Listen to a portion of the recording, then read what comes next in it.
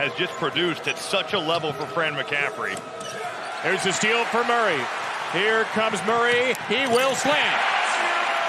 For this Ohio State ball club, because sooner rather than later, they will figure this thing out. That's a Big Ten Mad Lib. You better bring your A game against blank. It has been an evening of free-flowing offense. Rebraca facing Key. In and out, and then back in. Only played 6 minutes. The game against Michigan State came off the bench, but you have to think this type of game could favor him, and that's a great sign right there. Seeing Justice Sueing aggressive, getting downhill, and getting to that strong left hand. That 8-0 run is snapped by Perkins. That ball was passed, and he was seeking that thing out. Went and got the handoff and drilled it. Likely rejected from behind. Sensabaugh has struggled defensively this year, freshman in the Big Ten. McCaffery lights it up for 3. Sanford again. That's going to be way short, and he tracked it down just in time. I mean, the pace here is just frenetic. Murray from McCaffery. Rebraca, 8 points, played less than half the half, and Key got that shot, but Perkins is only on the spot. Ohio State basically going 4 on 5 as Key misses. Offensive rebound is stuck in by Sensabaugh. So Gale out of the game. McNeil is in. Murray. Soft touch. And Murray with 9. That pass kind of surprised. McNeil's pass popped in the air by Perkins. Key, double team came into traffic. Really good defender, especially tonight, McCaffery, as Ulis swirls it home. The guard Sensabaugh right now. On the ball against one of the leading freshman scorers in the country, who finds Key. And the left shoulder's injured, but goes to that left shoulder there, and And Key is grabbing the left shoulder immediately. He fouled Ulis on the jumper. Very little flinch from Chris Watt to our right. 2 to shoot, McNeil. Oh, McNeil! Desperation heave for the 3 with his 200th career three-pointer. Answer to the 2 from Perkins. He's got 16. Well, McNeil still hasn't missed a shot. 200 career three-pointers. Key with a long back in from the three-point arc, and he floats it home. Back at him at the other end, and Key grabs the left shoulder again. Oh, boy. Rebraca scores. One of the older players suing for the veteran McNeil.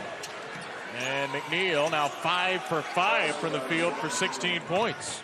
You get a dribble drive on the baseline, pin back in for McNeil. That didn't work, but still, Sean McNeil just making something happen, driving the ball and finding it at the rim. There's a 3 for Murray. Wow. Thrown right to McCaffery by Okpara. Here goes Perkins. And, of course, after they make 7 straight shots, they miss a dunk. Against Rebraca, got to his left hand, but no dice at the rim. Perkins. It's been his night. 3 for 12 Sunday, Tony Perkins. That's exactly what that flop rule is designed to get rid of. What flop rule? Well, that's a good question, too. Lightly in the lane. Rules that we don't see all that often. We should build a tombstone for the flop rule. November 2022 to December 2022. What about the cylinder rule? When did that one go away? Perkins from McCaffery. He's got to pass when he's guarded. He's going to shoot when he's open. But it's just been a struggle. McCaffery to McCaffery. And the Max light it up for a 3. First field goal of the game, Patrick McCaffery. And Sueing slices into what was the largest Iowa lead. Sanford. Good play. Perkins stuffed and got it back. There's a jump ball, though, first. This is just a lineup where you're kind of looking out here like, how are they going to score? And, well, I guess the answer's right there. It's a guy who scored a bunch of points.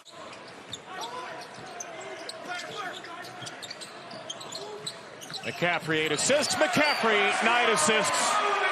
22 for Tony Perkins. I mean, you look at his scoring numbers, and you're not even close to gathering the value that he's brought to the floor tonight.